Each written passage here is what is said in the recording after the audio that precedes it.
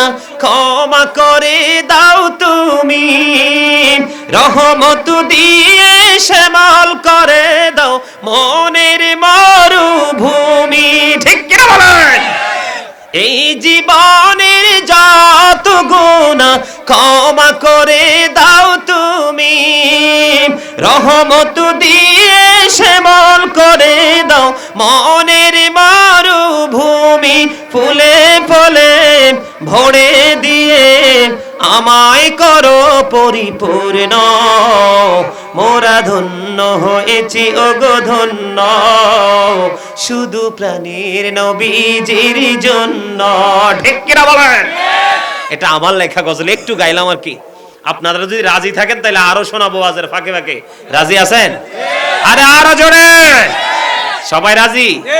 আলহামদুলিল্লাহ বলেন। আরো জোরে। অল প্রেজ ইজ টু আল্লাহ, সমস্ত প্রশংসা আল্লাহর। তো এই আলহামদুলিল্লাহটা বলতে কি অসুবিধা হয়? আরে ভাই, আমাদেরকে আল্লাহ আল্লাহর মন মতো করে সৃষ্টি করেছেন। আল্লাহ বলেছেন আল্লাহ ক্রিয়েটেড দ্য মাইন্ড, আল্লাহর মন মতো করে আমাদেরকে সৃষ্টি করেছেন। সূরা ইনফিতরে সূরা 3-এ বলেছেন বিউটিফুল শেপ, মানুষকে আল্লাহ সুন্দর করে সৃষ্টি করেছেন। জোরে বলেন সুবহানাল্লাহ। মানুষের গঠন প্রণালী অত্যন্ত সুন্দর, বলেছে কে? আজকে সেই মানুষ কি সুন্দর আছে? কথা কয় না। আজকে সেই মানুষ কি সুন্দর আছে? নাই। কেন সুন্দর নাই জানেন? মানুষ পৃথিবীর প্রেমে পড়ছে। কিসের প্রেমে পড়ছে? আল্লাহ বলেছেন, আল্লাহ রাব্বুল আলামিন সূরা আলে ইমরানের 185 নম্বর আয়াতে বলেছেন ওমাল হায়াতুদ দুনিয়া ইল্লা মাতাউল গুরুর, এই পৃথিবীর জীবন, দুনিয়ার জীবন একটা ধোঁকা। বলছে কে? আল্লাহ। আজকে কিন্তু আমরা এই ধোঁকা নিয়েই ব্যস্ত। সম্মানিত উপস্থিতি, এই আমার দিকে তাকান। আলোচনা কিন্তু শোনার জন্য প্রেম বোঝার মতো প্রেমিক 2-4টাই যথেষ্ট। এখানে লক্ষ লক্ষ হাজার হাজার মানুষ থাকে, কিন্তু নবীর প্রেম নাই। এই ওয়াজ দিয়েও লাভ নাই, শোনা দিয়েও কোনো লাভ নাই। আমার কথা কি বুঝে আসে আপনাদের? আপনারা আমার কথাগুলো মন দিয়ে শুনবেন, আমি আপনাদেরকে আলোচনা শোনাবো, সেটার জন্য আমি 100% রাজি আছি। শুনবেন সবাই? নাকি ঘুমানোর জন্য টেনশন? শোনেন, যার অন্তরে টেনশন আছে তার ওয়াজ শুনে লাভ নাই, কারণ ও মানুষের আসল সত্তা তার দেহ নয়, তার আত্মা। কারণ আপনি যদি মন দিয়ে শুনতে না পারেন তাহলে এখানে বসে কোনো ফায়দা নাই। আরো জোরে বলেন, ফায়দা নেই। সম্মানিত উপস্থিতি, আজকে আমাকে মাহফিলের পক্ষ থেকে বিষয় দেওয়া হয়েছে ঈমান এবং আমল। প্রথমত আমি ঈমান নিয়ে আলোচনা করব, তারপরে আমি আমল নিয়ে আলোচনা করব, কারণ আমাদের ঈমানে গলত থাকার কারণেই কিন্তু আমলের ত্রুটি হয়ে যায়। আজকে যদি আমরা টেকসই হতাম, আজকে যদি আমরা পারফেক্ট হতাম, আজকে যদি আমাদের ঈমানটা 100% হতো, তাহলে কিন্তু আজকে আমাদের জান্নাতের বাগানে এখনো কিছু কিছু গ্যাপ, সেই গ্যাপ কিন্তু থাকতো না। বাংলাদেশ স্মল কান্ট্রি, ছোট্ট একটা দেশ বাংলাদেশ। এই বাংলাদেশে সব কিছুর অভাব থাকলেও মানুষের অভাব। কিন্তু মাহফিলে গেলে, মসজিদে গেলে, দিনের কাজে গেলে মানুষের সংখ্যা কম দেখা যায়, কিন্তু সেই সংখ্যা কম দেখলে আমি টেনশন করি না। কারণ টেনশন করি না এই কারণে, আল্লাহ রাব্বুল আলামিন যে চিরস্থায়ী জান্নাত বরাদ্দ করে রেখেছেন, ওই চিরস্থায়ী জান্নাতে কিন্তু আল্লাহ অল্প অল্প মানুষকেই বরাদ্দ করেছেন। ওখানে যারা যাবে ওরা কিন্তু অল্প সংখ্যক হবে, বেশি হবে না। আল্লাহ বলবে ইউ গো টু প্যারাডাইস, জান্নাতে চলে যাও। আরেক দলের জন্য বরাদ্দ ইউ গো টু হেল, জাহান্নাম। কারণ আল্লাহ বলেছেন উইদ্দাত লিল মুত্তাকিন, মুত্তাকিনদের জন্য জান্নাত বরাদ্দ, উইদ্দাত লিল কাফিরিন, কাফিরদের জন্য জাহান্নাম বরাদ্দ। আজকে কিন্তু আমরা দাড়ি টুপি পাগড়ি রাখার পরেও, দাড়ি টুপি জুব্বা থাকার পরেও, মসজিদের ইমাম সাহেব হওয়ার পরেও কিন্তু আমরা কুফরি করে করে কাফিরদের অন্তর্ভুক্ত হয়ে যাচ্ছি। সেই কুফরিটা কোথায় করছি? হাসতে হাসতে। কিভাবে? কথা বলে না। আমার নবী বলেছেন বিলিভার্স লাভ দ্য প্রফিট, ইমানদাররা নবীকে ভালোবাসবে। Hypocrites don't love the profit, মুনাফিকরা নবীকে ভালো। যারা নবীকে ভালোবাসে না তারা মুনাফিক। তারা কি? তাদের নামাজ, রোজা, হজ, যাকাত, দান, সাদকা, কোরআন তেলাওয়াত কোনো কিছু কাজে লাগবে না। আল্লাহ স্পষ্ট করে বলে দিয়েছেন ইউদিল্লু বিহি কাসীরা ওয়া ইয়াহদি বিহি কাসীরা। আল্লাহ কোরআন দিয়ে কাউকে হেদায়েত করেছে, তার মানে কেউ জান্নাতি। কোরআন পড়ে, কোরআন তেলাওয়াত করে কেউ বা আবার জাহান্নামী। এখন সমস্যা কোথায়? সেই সমস্যাগুলো আজকে আপনাদের সামনে তুলে ধরব। আপনারা আমার কাছ থেকে এসে সমস্যাগুলো চিহ্নিত করে নেবেন, কারণ আল্লাহ কোরআনে বলেছেন আল্লাযীনা আমানু, যারা ঈমান এনেছে, ওয়া কানু ইয়াত্তাকুন, এবং তাকওয়া অবলম্বন করেছে, লাহুমুল বুশরা, তাদের জন্য সুসংবাদ, ফিল হায়াতিদ দুনিয়া, দুনিয়ার জীবনে, ও ফিল আখিরা, এবং পরকালের জীবনে। জোরে জোরে বলেন সুবহানাল্লাহ। বলেছেন কে? আরো জোরে আল্লাহ বলেছেন, আমার দিকে তাকান। এই জন্য বন্ধু আমি একটা আয়াত নিয়েছি, আইয়ুহাল্লাযীনা আমানু ও আনফুসাকুম ও আহলিকুম নারা। আল্লাহ বলেছেন, O believers, save yourself and your families from the fire. আল্লাহ বলেছেন ঈমানদারদেরকে, এই ঈমানদারগণ, তোমরা জাহান্নাম থেকে বাঁচো এবং তোমাদের পরিবারকেও জাহান্নাম থেকে বাঁচাও। জোরে বলেন না সুবহানাল্লাহ। এখন আমি বাঁচবো, আপনাদেরকে বাঁচাবো, সেই লক্ষ্যে আজকে আলোচনা করব। তবে আমি ছোট্ট করে ঈমান নিয়ে আজকে আলোচনা করব। শুনতে কি রাজি? আল্লাহ বলেছেন, উদখুলু ফি সিলমি কাফা। আসেনি হাফেজ সাহেব? আসেনি হাফেজ সাহেব? আল্লাহ রাব্বুল আলামিন বলছেন না, আল্লাহ বলেছেন আমাদেরকে পরিপূর্ণভাবে ইসলামে প্রবেশ করতে বলেছেন। কে বলেছেন? পরিপূর্ণভাবে। এবং পরিপূর্ণতা অর্জন করতে হলে আমাদেরকে আগে টেকসই ঈমানদার হতে হবে। সম্মানিত উপস্থিতি, বর্তমান প্রেক্ষাপটে বর্তমানে বাংলাদেশে মানুষ কুফরি করতেছে সবচেয়ে বেশি। সেই কুফরিটা হলো নবীর সাথে বেয়াদবি এবং নবী আহলে বাইতের সাথে বেয়াদবি করে মানুষ কুফরি করছে। বর্তমান কুফরিতে যেটা হচ্ছে, সম্মানিত উপস্থিতি, আপনারা জানেন কিনা জানি না, তার বক্তার নামটা আমি নিতে চাই না। আপনাদেরকে টেকসই ঈমানদার বানাতে হলে সে আলোচনা করতে হবে বন্ধু। আরো কয়েক মাস আগে শুনেছেন এক বক্তা বলেছে নবী নাকি তার বড় ভাই। তার মানে নবীকে আমাদের লেভেলে নিয়ে এসেছে। কোথায়? কথা বলে না। সাধারণ মানুষের লেভেলে নিয়ে আসছে। এখানে নবীর শান ক্ষুণ্ণ হয়েছে কিনা, নবীর মর্যাদা নিচু হয়েছে কিনা। এরপরে উনি বলেছেন নবীর কাছে ওহী আসে না, সেই জন্য নবী গেছেন, এই বক্তা নবী গেছেন আত্মহত্যা করার জন্য। নবীর শানে আঘাত হয়েছে কিনা, নবীর ইজ্জতের চাদর ধরে টান দিয়েছে কিনা, কথা বলে না। আবার কিছুদিন আগে আরেক বক্তা বন্ধু ওচা ওচা কথা বলে স্টেজে বসে বক্তা বলেছে, আমার নবীর রওজা মোবারককে রওজা বলা যাবে না, কবর বলতে হবে। আওয়াজ তুলে বলেন নাউজুবিল্লাহ। বন্ধুরে আমার, আরেকটা এখন প্রবাস জীবন কাটাচ্ছে মালয়েশিয়াতে। নবী কি সিক্স প্যাক বলছে, কথা বলে না। মা খাদিজাকে ইনটেক না বলেছে, কথা বলেন না কেন। বলছে নবী নাকি শিহাবে আবি তলিবের মধ্যে ছাগলের চামড়া খেয়ে বেঁচেছিল। তিনি বলেছেন নবীল উম্মি। বন্ধু, আমার নবীকে মূর্খ বলে আখ্যায়িত করেছেন, কিন্তু বন্ধু এই শব্দের অর্থ হলো মূল। এই শব্দের অর্থ হলো মূল। আর উনি বলেছেন নবীকে এই অর্থ দ্বারা, এই শব্দ দ্বারা তিনি ব্যাখ্যা দিয়েছেন নবী নাকি মূর্খ। এখন এই যে কথাগুলো, আমার দিকে তাকান, আমি কিন্তু রেফারেন্স দিয়ে কথা বলবো আজকে। এই বক্তব্যগুলো আপনারা শুনছেন কিনা, বিশেষ করে ইয়াং জেনারেশনের যারা আছো এখানে, তোমরা বেশি শুনছো, ঠিক না? এই বক্তব্যগুলো শুনছে। সম্মানিত উপস্থিতি, আমি বুখারী শরীফ থেকে 3টা হাদিস শরীফ শোনাবো আপনাদেরকে। কয়টা? 3টি হাদিস শরীফ শোনাবো আমি। তারপরে কোরআন থেকে আমি আপনাদেরকে দলিল দিব যে নবীর শান মানকে আঘাত করলে কতটা কুফরি হয়। নবীকে ভালোবাসা ফরজ, নবীর পরিবারকে ভালোবাসা ফরজ, এটা হলো ঈমান। তাদের সাথে গুস্তাকি করা, তাদের শান মানকে ছোট করা, এটা হলো কুফরি। আর কুফরি যারা করে তারাই কিন্তু কি হয়ে গেল? কাফের হয়ে গেল, ঠিক কিনা বলেন? আমার দিকে তাকান, যিনি নবীর শান মানকে খাটো করবে, সেই কুফরি করলো, সে কাফের হয়ে গেল।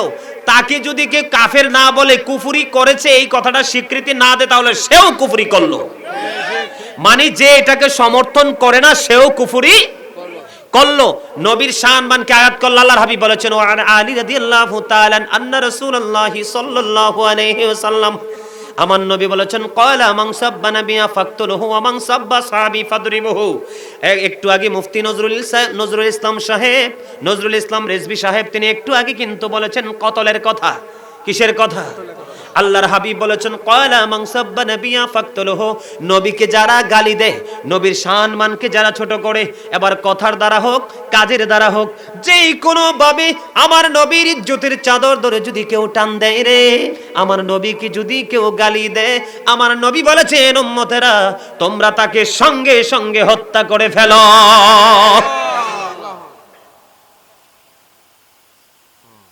তাকে কি করো? এখন আপনি মনে করেন যে হুজুর আমি হত্যা করতে পারবো না, সেই হিম্মত আমার নাই, আপনি তাকে মন থেকে এত বেশি ঘৃণা করবেন যেই ঘৃণাটা আপনি তার ছায়াও পাড়া দিবেন না, তাহলে আপনি ঈমানদার। কথা কি বুঝতে পেরেছেন? ওমান সাব্বা আসহাবি ফাদরিবহু, সাহাবায়ে কেরামদেরকে যারা গালি দিবে, তাদের শান আজমতে যারা আঘাত করবে, তাদেরকে বাইন্দা পিটাও। বলছে কে? আমার নবী। কে বলেছেন? আমার রাসূল বলেছেন। এখন এটা কি অস্বীকার করা যাবে? আরে জোরে বলেন না যাবে? আরে জোরে শোনেন, ঈমানটা দেখেন কতটা, এই বর্তমান সময় ঈমানটাকে ধরে রাখা কতটা মানে টাফ, কতটা চ্যালেঞ্জিং। আল্লাহ বলেছেন মাইয়ুতির রাসূলা ফাকাদ আতাল্লাহ। আল্লাহ বলেছেন হি হো অবিস দ্য এপস্টিল অবতি রাসূলের নির্দেশ মানলো, সে যেন আল্লাহর নির্দেশ মানলো। আল্লাহ বলেছেন কুল ইন কুনতুম তুহিব্বুনাল্লাহ ফাত্তাবিউনি ইউহিব্বুকুমুল্লাহু ওয়া ইয়াগফির লাকুম যুনুবাকুম আল্লাহু গফুরুর রহিম। আল্লাহ বলেছেন সে বলুন, ইফ ইউ ডু লাভ আল্লাহ, যদি তোমরা আল্লাহকে ভালোবেসে থাকো, ফলো মি মুহাম্মদ সাল্লাল্লাহু আলাইহি ওয়াসাল্লাম, মুহাম্মদ সাল্লাল্লাহু আলাইহি সাল্লামের অনুগত হয়ে যাও, আল্লাহ উইল লাভ ইউ, আল্লাহ তোমাদেরকে ভালোবাসবে, এন্ড ফরগিভ ইউর সিনস, আল্লাহ তোমাদেরকে ক্ষমা করে দিবে। জোরে জোরে বলেন না সুবহানাল্লাহ। আমাদের ঈমান হলো মূল। ঈমান কি? মূল। ঈমান হলো মূল, তারপরে হলো আমল। আপনি ঈমানকে মজবুত করে তারপর আপনাকে আমল। নবী সম্পর্কে যেমনি চেমনি বলে, এখন আবার কিছু বক্তা বের হয়েছে নবী নাকি আমাদের মতো। এই যে নবীকে আমাদের মতো বলল, এই বলার কারণে নবীর শানে আঘাত লেগেছে। নবীকে একদম সর্বোচ্চ আসন, আমার দিকে তাকান, 1,24,000 মতান্তরে 2 লক্ষ, মতান্তরে 3,24,000 নবী রাসূলের মধ্যে আল্লাহ 8 জন নবীকে স্বর্গীয় উপাধি দিয়েছেন। কয়জন? 8 জন। একজন হলো আদম সফিউল্লাহ, আরেকজন হলো নূহ নাজিউল্লাহ, আরেকজন হলো দাউদ খলিফাতুল্লাহ, আছে না নাই? আরেকজন হলো বন্ধু ইব্রাহিম খলিলুল্লাহ, আরেকজন হলো ইসমাইল জবিউল্লাহ, আছে না নাই? আরেকজন হলো মূসা কালিমুল্লাহ, আরেকজন হলো ঈসা রুহুল্লাহ, আরেকজন হলো আপনার আমার নবী হাবিবুল্লাহ, যার নাম আল্লাহ রেখেছেন নিজে, যিনি নবীদের নবী। কে? যেমন ইদ্রিস আলাইহিস সালাম, তিনি নিজের কাপড় নিজে সেলাই করে পড়তেন। এখন আপনি যদি বলেন ইদ্রিস আলাইহিস সালাম দর্জি, তাহলে আপনার ঈমান ধ্বংস হয়ে গেছে। আমানতু বিল্লাহি ওয়া মালাইকাতিহি ওয়া কুতুবিহি ওয়া রুসুলিহি ওয়াল ইয়াউমিল আখিরি ওয়াল কদরি খায়রি ওয়া শাররি মিনাল্লাহি তাআলা ওয়াল বা'সি বাদাল মাউত। ঠিক কিনা বলে? বন্ধুরে আমার, সকল নবী রাসূলের প্রতি ঈমান আনতে হবে, আসমানি ফেরেশতাদের প্রতি ঈমান আনতে হবে, আসমানি কিতাবের উপর ঈমান আনতে হবে, আপনার তাকদীরের উপর ঈমান আনতে হবে। আপনার জীবনের কখনো কখনো দেখবেন সময় ভালো যায়, আবার কখনো কখনো দেখবেন বন্ধু সময়টা খারাপ যায়। যদি সময়টা খারাপ হয়ে যায়, আপনি যদি এটা আপনার তাকদীরের লেখন ছিল এটা বিশ্বাস করতে না পারেন, তাহলে আল্লাহর হাবিব বলেছে উহুদ পাহাড় পরিমাণ স্বর্ণ যাকাত দিলেও আল্লাহ কবুল করবে না, কারণ তুমি তোমার তাকদীরকে বিশ্বাস করতে পারো নাই, এই জন্য তোমার ঈমান ধ্বংস হয়ে গেছে। জোরে জোরে বলেন ঠিক না ঠিক? ঈমান অত্যন্ত হার্ড জিনিস, এটা কিন্তু সহজ জিনিস না। এই জন্য আল্লাহর হাবিব বলেছেন কিয়ামতের পূর্বক্ষণে পৃথিবীতে সবচেয়ে নিকৃষ্ট মানুষ হবে আলেমরা। তারা নিজ নিজ সুবিধার জন্য, নিজের আধিপত্য বিস্তারের জন্য মন গড়া ফতুয়া দিয়ে দিয়ে সাধারণ মানুষগুলোকে বিভিন্ন দলে বিভক্ত করে দিবে। আজকে সেই ধরনের মুন্সি বের হয়েছে কিনা? তারা বলতেছে নবী আমাদের মতো বলা মানি নবীর শানকে খুব ছোট করা, এটাই কুফরি। এটাই কি? আর যিনি কুফরি করে তার আমলের কোনো লাভ আছে? তার ঈমান, তার আমল আখলাকের, আমলের দান সৎকার কোনো দাম আছে? এটাই কুফরি। এই জন্য তুমি বলতেছো নবী আমাদের মতো, আর আল্লাহর হাবিব আজ থেকে 1,500 বছর আগে আমার নবী চ্যালেঞ্জ ছুড়ে দিয়েছেন ক্বালা আইয়ুকুম মিথলি, তোমরা কে আছো আমার মতো? আজ পর্যন্ত কিন্তু কেউ বলে নাই যে আমি আছি তোমার মতো। সম্মানিত উপস্থিতি, আমি আপনাদেরকে বলতে চাই, আমি ঈমানটা কতটা গুরুত্বপূর্ণ আমি আপনাদেরকে কিভাবে বুঝাইলে আপনারা বুঝবেন সেটা আসলে আমি বুঝতেছি না। তবে আমি আপনাদেরকে ছোট্ট করে বলি, আলী রাদিয়াল্লাহু তাআলা আনহু থেকে একটা হাদিস শরীফ বলেছি। নবী বলেছেন কি, যদি নবীকে কেউ গালি দেয়, তার মানে নবীর শান আজমতে আঘাত করে, তাকে হত্যা করতে হবে। তুমি যদি ঈমানদার হও, আর আমি বলছি তুমি যদি ঈমানদার না হও, তাহলে তুমি তাকে মুখ ভরে তার দিকে থুতু নিক্ষেপ করবা। কথা বলেন না কেন? আর সাহাবাই তুমি শুনেন, এখানে আরেকটা বিষয় আমাদেরকে বলে রাখতে হবে, হুব্বা ফিল্লাহ ওয়াল বুগদা ফিল্লাহ, love for Allah and hate for Allah. ভালোবাসাও কিন্তু আল্লাহর জন্য, আবার ঘৃণাও কিন্তু আল্লাহর জন্য। আমরা কাউকে ভালোবাসবো আল্লাহকে পাওয়ার জন্য, আবার কাউকে ঘৃণাও করবো আল্লাহকে পাওয়ার জন্য। যিনি নবীর শান আজমতকে খাটো করবে, নবীর আহলে বাইত সাহাবাই কেরামের শান আজমতকে খাটো করবে, আমরা তাদেরকে ঘৃণা করবো আল্লাহকে খুশি করার জন্য। আর যারা নবীর পরিবার আহলে বাইতের সাথে প্রেমের বন্ধন রাখবে, আমরা তাদেরকে ভালোবাসবো আল্লাহকে পাওয়ার জন্য। একদিকে আল্লাহ মিলবে, আর একদিকে ঈমানটা মজবুত হবে। ঠিক কিনা বলেন? আর জোরে। তাদের সাথে কোনো ধরনের আপোষ চলবে না। আল্লাহর হাবিব বলেছেন, ওয়া ইয়াকুম ওয়া ইয়াহুম লা ইউদিল্লুনাকুম ওয়া লা ইফতিনুনাকুম। রাসূল বলেছেন তোমরা তাদের থেকে দূরে থাকো, তাদেরকেও তোমাদের থেকে দূরে থাকো। রাসূল বলেছেন তোমরা তাদের থেকে দূরে থাকো, তাদেরকেও তোমাদের থেকে দূরে রাখো, কেননা তাদের সাথে মিশলেই তোমরা পথভ্রষ্ট হবে, ফিতনায় পড়বে। তারা যেন তোমাদেরকে পথভ্রষ্ট করতে না পারে, ফিতনায় ফেলতে না পারে, এই জন্য তোমরা তাদের থেকে দূরে থাকো, তাদেরকেও তোমাদের থেকে দূরে। বলেছে কে? রাসূল বলেছেন। এটা হাদিস শরীফ। কে বলেছেন? কথা বলে না, কে বলেছেন? আমার নবীর কথা সত্য না মিথ্যা? হযরত মুহাম্মদ রাসূলুল্লাহ সাল্লাল্লাহু আলাইহি ওয়াসাল্লাম was born in Arab country. His father's name was Abdullah. His mother's name was Amina. His father died before he was born. He lost his mother in his childhood. He was very truthful. আমার নবী ছিলেন শ্রেষ্ঠ সত্যবাদী। জোরে জোরে বলেন সুবহানাল্লাহ। এই জন্য আল্লাহ রাব্বুল আলামিন বলেছেন, আকুলু কাওলান সাদীদা। আল্লাহ বলেছেন সে দা রাইট থিং, সত্য কথা বলো, সঠিক কথা বলো। জোরে জোরে বলেন না সুবহানাল্লাহ। বন্ধুরে আমার, আমি শুধু হাদিস শরীফ বললাম, বলে হুজুর কোরআনে কোথাও কি নাই? আল্লাহ বলেছেন, ইন্নাল্লাযীনা ইউযুনাল্লাহ ওয়া রাসূলাহু লা'নাহুমুল্লাহু ফিদ দুনিয়া ওয়াল আখিরাহ ওয়া আ'আদ্দা লাহুম আযাবাম মুহিনা। আল্লাহ রাব্বুল আলামিন বলেছেন, যারা আল্লাহর হাবিবকে কষ্ট দেয়, আল্লাহ তাদের জন্য দুনিয়া এবং আখিরাতে তাদেরকে অভিশপ্ত করেছেন, এবং তাদের জন্য ভয়ঙ্কর লানত আল্লাহ রাব্বুল আলামিন বরাদ্দ দিয়েছেন। এটা দুনিয়া এবং আখিরাতে। কোথায়? কথা বলে না, কথা বলেন না কেন? দুনিয়া তো আখিরাতে তাদের জন্য লাঞ্ছনাদায়ক শাস্তি আমার আল্লাহ বরাদ্দ করেছেন। জোরে জোরে বলেন নাউজুবিল্লাহ। আল্লাহ যেন আমাদেরকে তাদের অন্তর্ভুক্ত না করে, জোরে বলেন আমিন। আল্লাহ বলেছেন, বন্ধুরে আমার, আল্লাহ রাব্বুল আলামিন আরো বলেছে, তোমরা আমার হাবিবের কণ্ঠস্বরের উপর তোমাদের কণ্ঠস্বর উঁচু করো না। ইয়া আইয়ুহাল্লাযীনা আমানু লা তারফাউ আসওয়াতাকুম ফাওকা সাউতিন নবী। জোরে জোরে বলেন আল্লাহু আকবার। এটা বলেছেন কে? আল্লাহ রাব্বুল আলামিন বলেছেন, আল্লাহর হাবিবের কণ্ঠস্বরের উপর তোমরা কণ্ঠস্বর উঁচু করো না। একজন আরেকজনের সাথে যেমনি ভাবে কথা বলো, তোমরা সাধারণ মানুষ এমনি কথা বলো না। যদি বলো, তাহলে তোমাদের মনের অজান্তেই তোমাদের আমলগুলো বিনষ্ট হয়ে যাবে। ঠিক কিনা বলেন? আরো জোরে বলেন ঠিক না ঠিক? বন্ধুরে আমার, হাদিস শরীফের মধ্যে সে জাবির ইবনে আব্দুল্লাহ রাদিয়াল্লাহু তাআলা আনহু থেকে হাদিস বর্ণিত। আমার দিকে তাকান। আমার নবী বললেন, কাব ইবনে আশরাফকে হত্যা করার মতো কে আছো? ঈমান দেখেন, নবীর সাথে বেয়াদবি করলে আল্লাহ কিভাবে অ্যাকশন নেয়, আল্লাহর হাবিব কিভাবে অনুমতি দিয়েছেন। আমার নবী বললেন, কাব ইবনে আশরাফকে হত্যা করার মতো তোমরা কে আছো? এবার বন্ধু মুহাম্মদ ইবনে মাসলামা তিনি দাঁড়িয়ে গেলেন। মুহাম্মদ ইবনে মাসলামা দাঁড়িয়ে বললেন, আমি তাকে হত্যা করব।